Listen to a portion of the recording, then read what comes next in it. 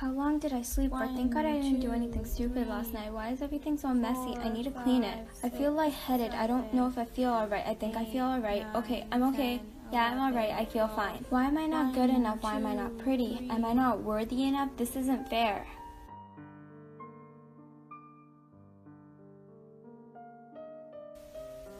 Society often misinterprets the true meaning of obsessive-compulsive disorder.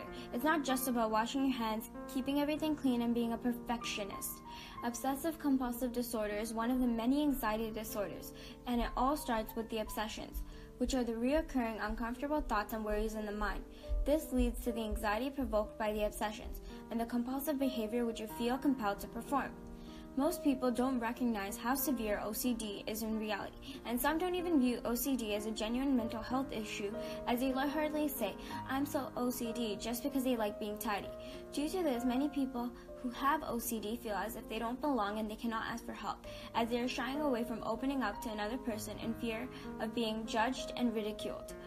This is a time where, as a society, you find out the true meaning of obsessive-compulsive disorder and understand how it affects the way someone lives on a daily basis. It would be great if I had an OCD. Everything would be so much more clean. I'm so OCD about. Just stop washing your hands. Calm down. Nothing bad will happen. The stove is off. You don't need to check it again. Why can't you just throw away all this junk? Can't you just be a bit more realistic? I got it the first time. Why are you repeating yourself? Meet Rachel. Rachel is 24 years old and she has just finished university. She began working for a publishing company away from her friends and family. You probably think, whoa, she's a neat freak, and call her weird as she touches everything with her right and left hand. Well, why don't we look a little closer?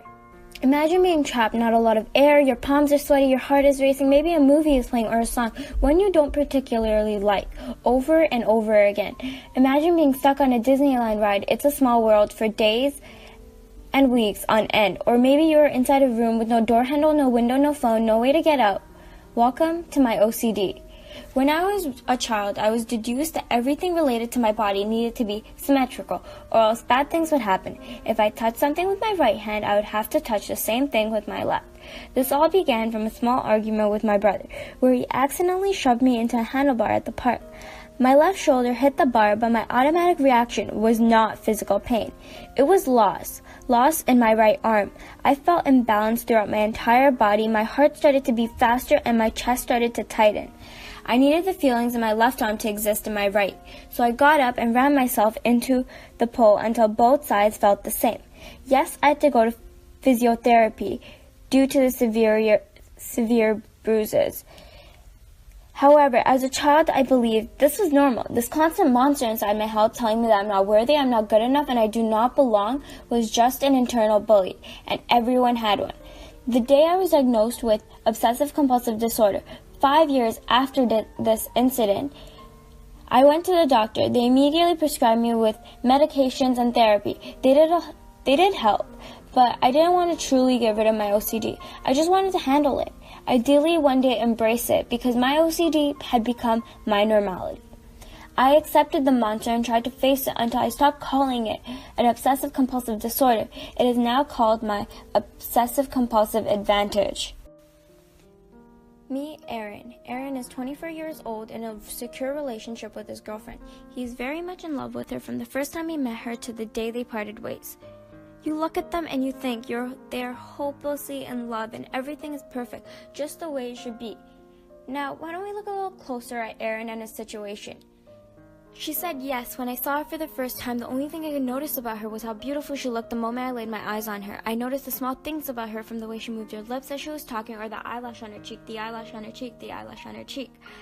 She said yes. I asked her out 7 times. She said yes by the 3rd, but none of them felt right, so I kept going. I needed everything to be perfect. This is my OCD. One day she told me I was taking too much of her time. A few months ago, she told me she loved me as I would kiss her goodbye 8 times or 18 times at different times of the day. She loved that it took me much longer to walk home because there were cracks on the sidewalk, and she felt safe when we moved in together because she knew I definitely locked that door 1, 2, 3, 4, 5, 16 times. She told me it was her fault I was too invested in this relationship.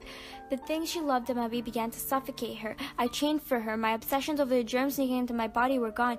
The monster inside my head had been quiet as this relationship had taught me how to love myself and face that bully. Now all I can think about is her new boyfriend and how he only has to kiss her once. He doesn't care if it's not perfect. I want her back so bad that I'm leaving my door unlocked and stepping on those cracks, hoping she's home when I step into our home.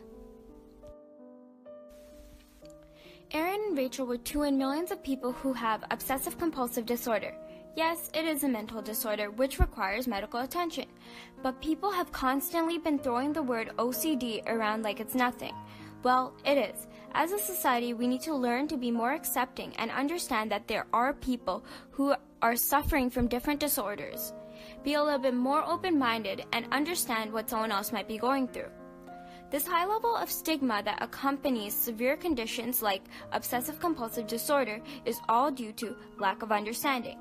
Erin and Rachel both admitted that OCD had become a part of their life, but it did not define who they truly were. They were stronger than their obsession, stronger than the stigma. As they tell their story today, they are fighting against what nearly destroyed them. This is their way of showing at least one person that they are not alone and changing one person's mindset about mental illness. The bottom line is to get educated and educate others. The knowledge will begin to turn the key that have kept so many in the dark closet for so long, and this will in turn begin to stop the stigma.